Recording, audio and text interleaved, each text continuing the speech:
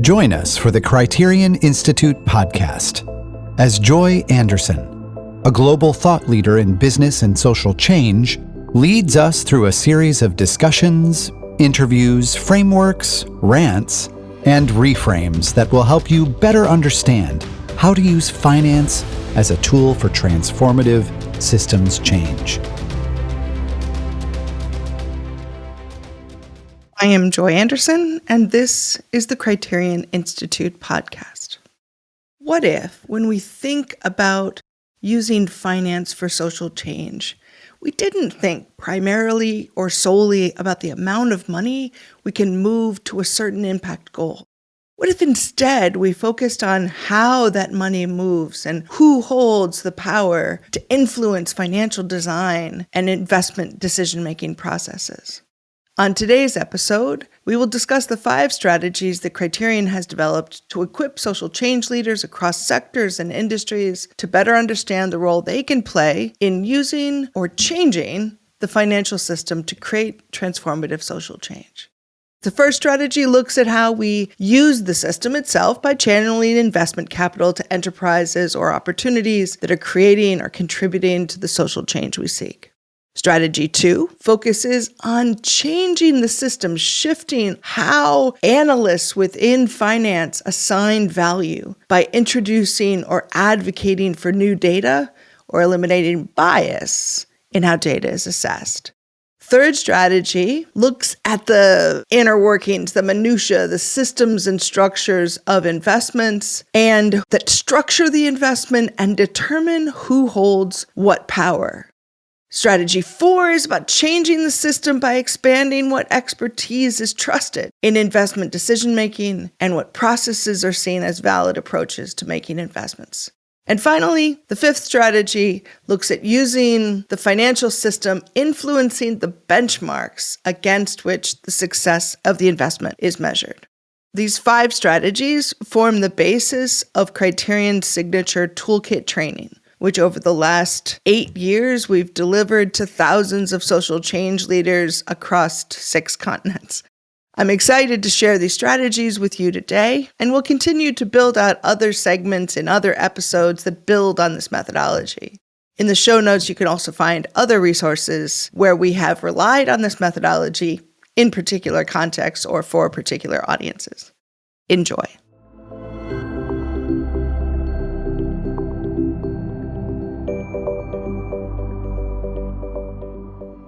Most of the frameworks in innovative finance or impact investing, sustainable finance, are about the impact that the investment is intended to achieve.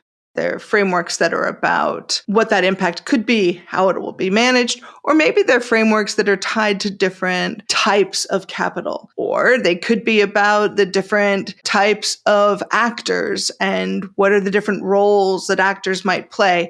In general, though, most of the frameworks in innovative finance don't actually talk about how finance creates change.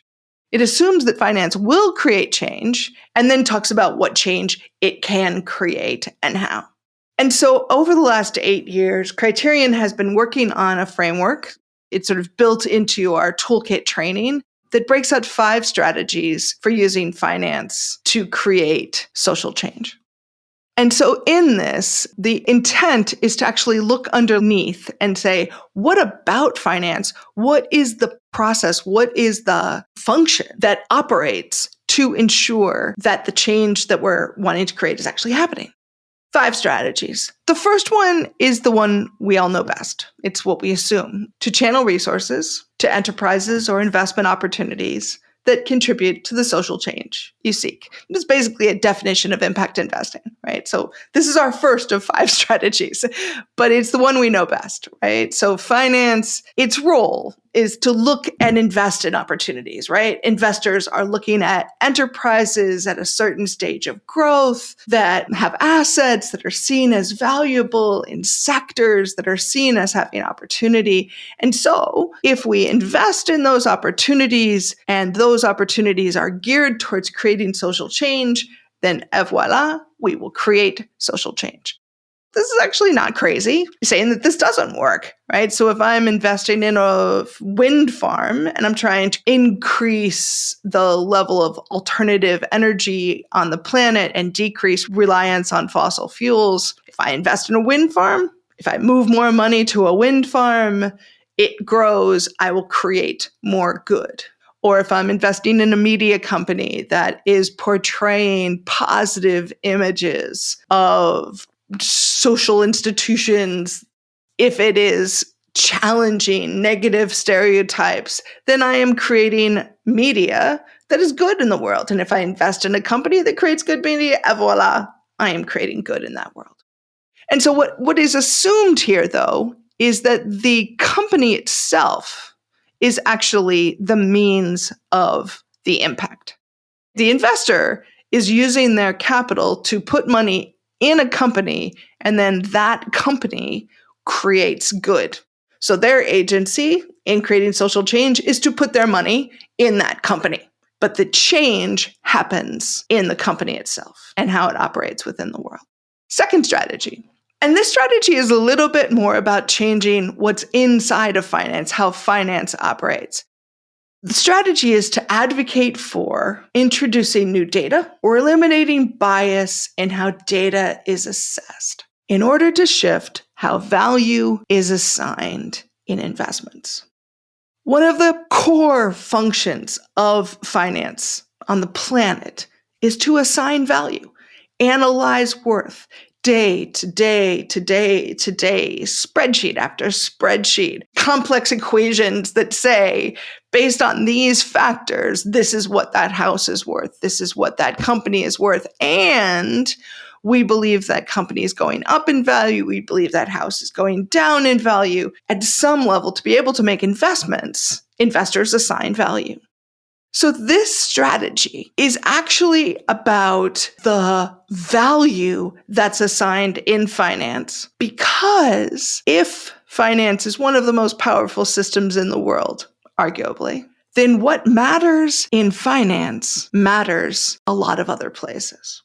For example, if investor is asking hard questions about the safety of workers in a company, if they are naming that their investment will be more expensive, that they will assign risk to that company if it is perceived as unsafe because it fosters exploitation of workers, or the gender norms within the company mean there's a sort of toxic masculinity that creates a threat for women and gender diverse minorities. In those cases, the investor is saying your company is worth less because there are patterns that I'm looking at. So introducing in new data in what investors are asking questions about can put pressure on companies. And so what you're changing, again, is what's happening inside of companies, and investors are pressuring those companies based on what data they're using to assign value. The other piece that's important here is that investors don't only influence companies. Systems of finance are one of the most powerful systems in the world, and if they think something matters, governments pay attention, civil society pays attention. It's happened within climate change, where as investors and systems of finance increasingly named climate change as a financial threat, countries paid attention to that because they were concerned that their investments might become less valuable. It also buoyed the climate change movement because investors, arguably a legitimizing force within the world, named that their data mattered. In what we've looked at often as a case of looking at gender-based violence, if systems of finance name that the prevalence of gender-based violence in the world is material to investments, that can legitimate the social change movements, the need for enforcing laws around gender-based violence. The third strategy is in the weeds. I love this one because it's about the structures and terms, the minutia of finance. Because in the end, what finance does is facilitate the movement of capital.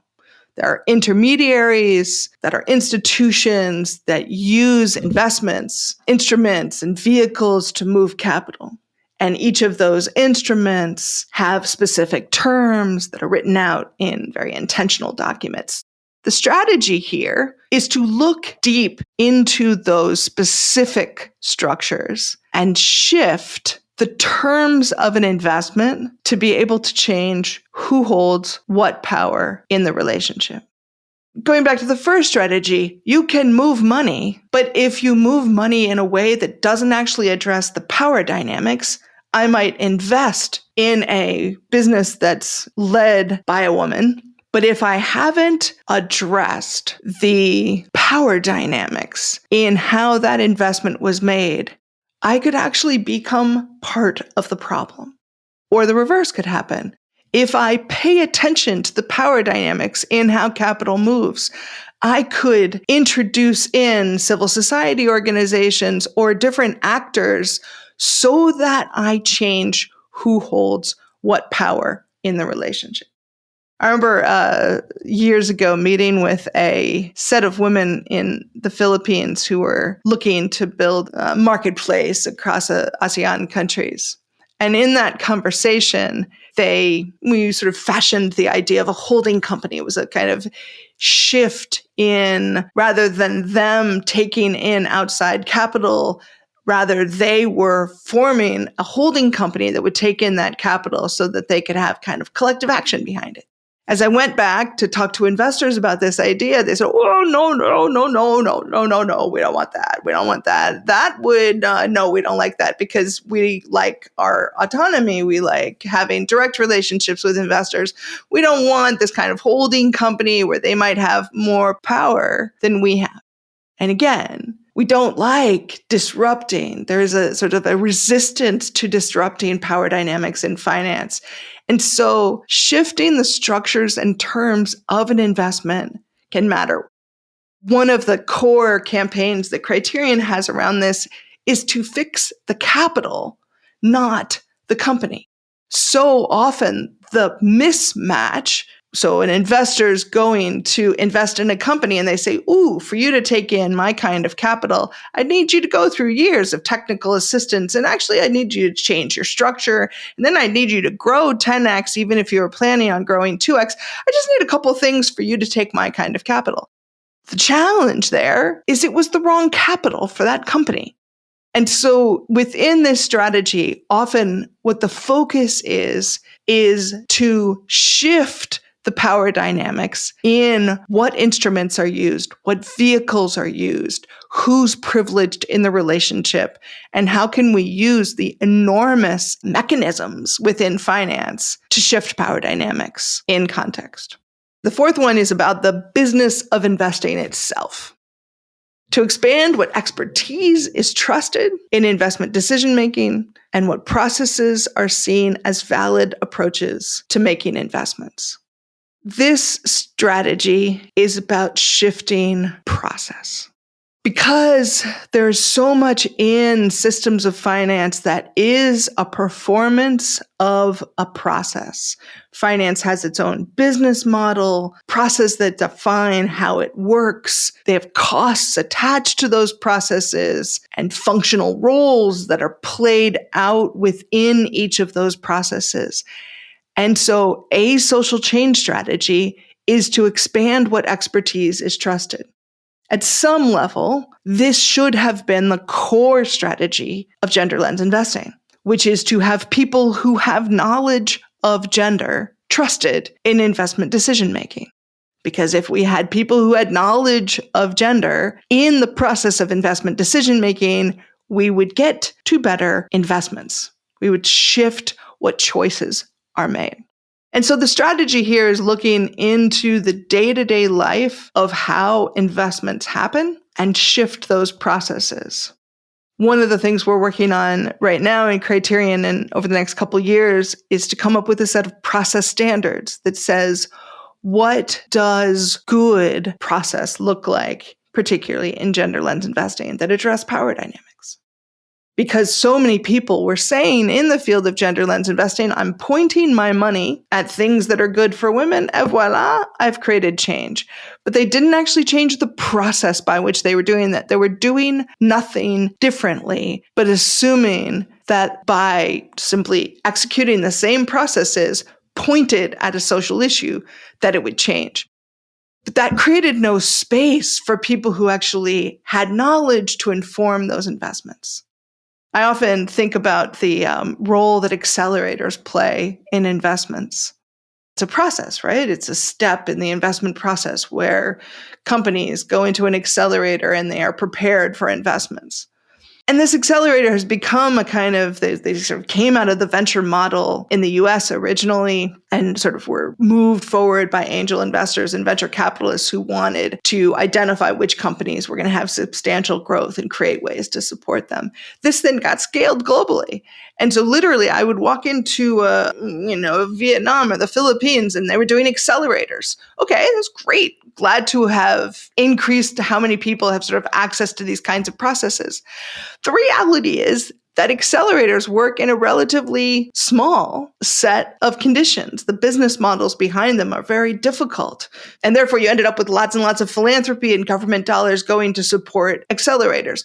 For me, this is an example of where the performance of investment, the way that we simply go about things, becomes so normalized that even if it isn't working in a context, we do it anyway. Even if very little money moves through accelerators in impact investing, we continue to do them because they are a performance of a trusted form of expertise, a trusted process.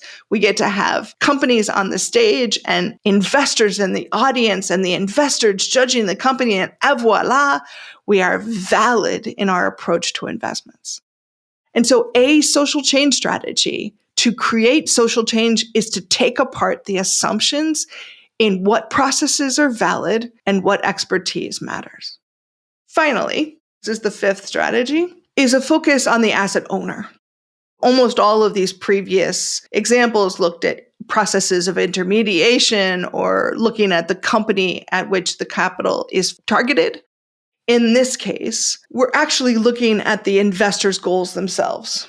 Who are the asset owners or the asset managers, wherever they sit within that continuum? Because in the end, it's the people who have capital, who are asset owners, who get to name the goals of that investment and define success.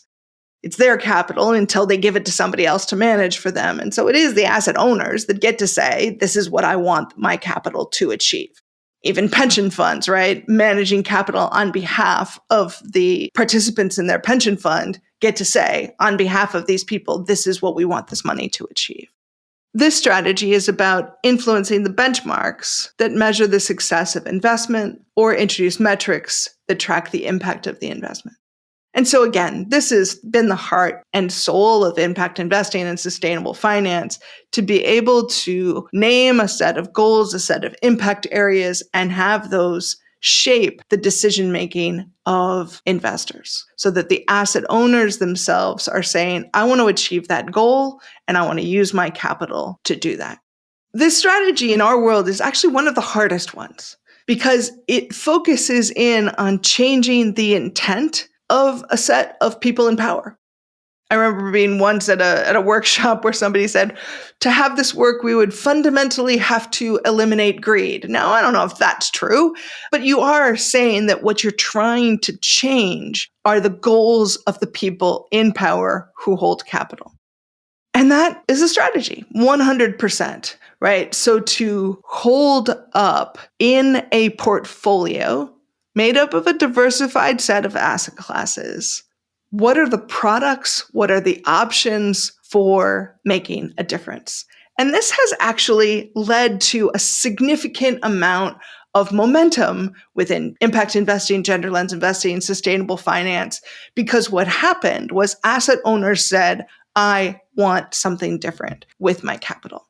And I'm going to measure the impact of that in a way that's different.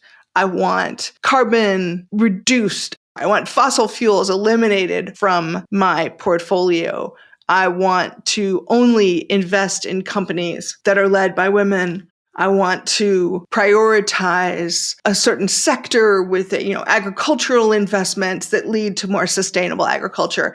And the goals that I will name are not just financial return, but also impact. And therefore, I'm going to measure the impact that I have. Hence, we have benchmarks and sort of global systems that say, what does a successful investment look like? And so in general, this first strategy around investing in opportunities, moving capital to companies that can create social change, and this fifth strategy around diversifying a portfolio and shifting what benchmarks are used to measure the success of investment, that's the primary strategies used. What I actually think is really important is to look at these three in the middle of how we assign value, how we facilitate the movement of capital, and how we manage the business of investing, because those get into the weeds of how finance actually works and name what can be created, what can be changed by using finance as a tool for social change. To learn more about our work, visit us at criterioninstitute.org. And if you're enjoying this podcast, please leave us a review on Apple Podcasts or Spotify. Your reviews help our podcast reach a wider audience. Thanks for listening.